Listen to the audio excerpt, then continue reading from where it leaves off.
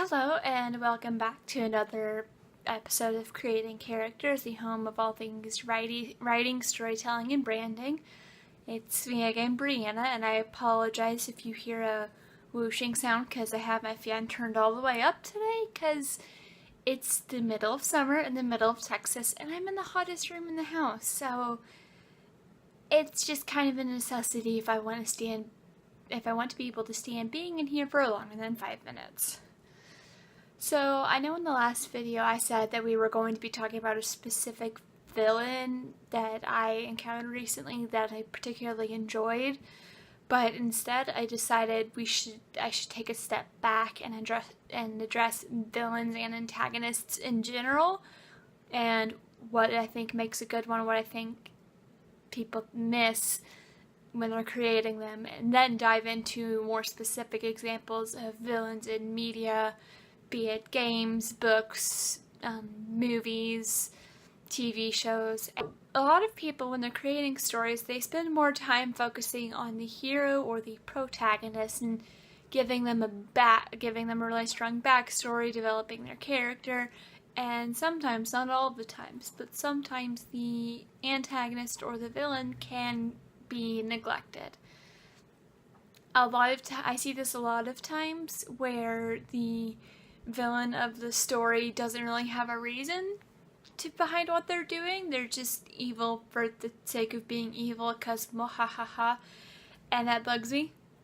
That bugs me so much because there's so much you can do with them. The important thing to remember is that villains are people. They are human beings, or as human as they can be depending on the show. And when you skip over that fact and make them like very flat and very two-dimensional, you're missing a great opportunity to add more depth to your story. Because in most stories, the villain poses they're supposed to be like the opposite of the hero. It's kind of like, there's a concept in writing called character foils, where a character is specifically designed in ways to highlight specific traits and attributes of another character. So that's something that happens a lot of times with the villains, is they're supposed to oppose what the hero stands for. And a lot of times there could be different reasons for this. Most of the time in stories, the reason the villain is doing what they're doing is because they honestly believe they're doing a good thing.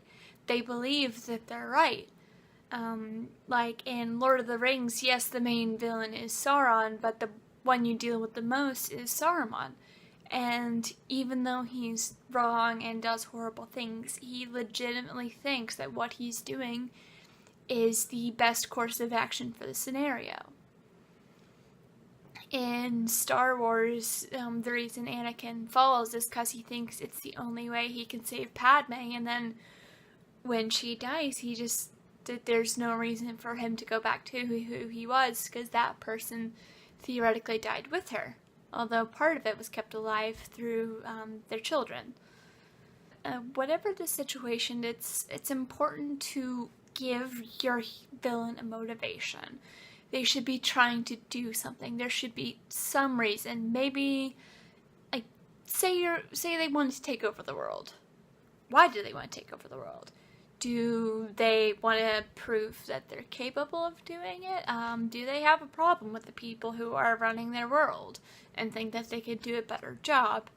Maybe they think that the world is damned anyway, so why not just see if there's a way to salvage it? If they want to take out a ruler, maybe they think that ruler is corrupt. Maybe they think that ruler is incapable of ruling. Maybe once again, they think they can do a better job. Or they just think that's what's best for the people. Whatever the scenario, they honestly believe that they are doing the right thing. They think they're doing what's either best for themselves, or their family, or for the world that they live in. Their villain also needs to have somewhat of a backstory. Like, who are they? Where did they come from? Why should we care that there's this person, like, because that can also build into why they're doing what they're doing. And it also helps round out their character, make them feel more real. Because ultimately, a well-written villain or antagonist, you know that they're well-written because there's part of them that people can identify with. You don't always necessarily want your reader to fully side with the villain, but there should be something that they can connect with. You can see this a lot in several of the Marvel movies where Loki was portrayed as a villain, because a lot of people loved him, they stood up for him, they defended him because they argued that he was misunderstood, and in a way he was. Throughout, like in the beginning of the first Thor movie, you see how much he looks up to and loves his brother, and he wants his father's approval. And he doesn't really start fighting against them until he learns of his origin, the fact that his father's not actually his father. Then he feels betrayed. And for him, that's never solved until in Thor Ragnarok, where Thor keeps addressing him as brother, saying that he still cares about him, and then Odin refers to him as his son.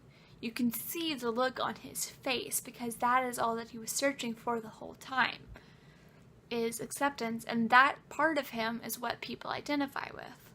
They didn't necessarily agree with this plan to take over the world, but they could understand his basic need to be accepted and feel like he belongs in his own family. Another thing that bugs me is when the antagonist or the villain has no emotional or personal connections with anyone. They hate everyone, they're completely isolated. In some cases that does make sense depending on the story, but as I said, villains are people too. There should be people that they care about, people that they're close with, people that they're friends with. Maybe they have other rivalries with other antagonists in the story. But people make connections with people. And yes, your villain could be isolated, and that could be part of their motivation of why they're doing what they're doing. But it can be refreshing to see villains that have close friendships, like, minor spoilers ahead if you haven't seen Avengers Infinity War, so you might want to skip ahead a bit, but it's the scenes we see in there where Thanos is connecting with Gamora when she was little. I found that to be really touching because it showed another side of him, because yes, he's evil, he's twisted, but there are people that he cares about. So that makes him feel more real, more fleshed out. And yes, I realize most of my examples that I'm giving are from Marvel movies, but that's because I've been waiting for a chance to see Ant-Man and the Wasp, so Marvel's kind of on the mind right now. So in later videos, I will be going more into ways that you can craft good villains in different sorts of situations, as well as taking closer looks at some really well done villains. At least in my opinion, they're really well done, as well as some others that maybe could have used a little work. And probably include some segments on how some villains could have won if they had only done a few simple things. Either way, if there's any villain or maybe a hero or sidekick that you would like to hear me talk about or hear my opinions about, drop a comment down in the comment section down below, and I will definitely check that out. And if you like what I'm doing, make sure to like and subscribe. At some point, I plan on turning some of this content into a podcast. I'm still working out the technical details of that, but I will be covering a lot of the same content with some other twists and focusing maybe more on stuff that wouldn't be quite as interesting on YouTube. But it will be a lot more like fleshed out and in detail than these videos are, because I'm just hitting the high points here. But I'll just keep an eye out for more information on that, and I'll get more into that later. And don't forget to check out my Twitter and Instagram. My name on there is Brianna Jean. There's different handles for each, so but I'm pretty easy to find. You can also find links to those in the comment section down below. And if you want to see me play through and talking about games, check out my Twitch channel. I am currently playing through, as you could probably guess, Mass Effect Andromeda, but after this I will be including some indie game titles that I've been meaning to play, and I'm excited to announce the Uncharted series, because I managed to find a copy of the Nathan Drake collection, so I now own all of the games except for Lost Legacy on PS4, so definitely keep an eye out for that later. So, thanks for sticking around. I hope you enjoyed, and I'll see you in the next video.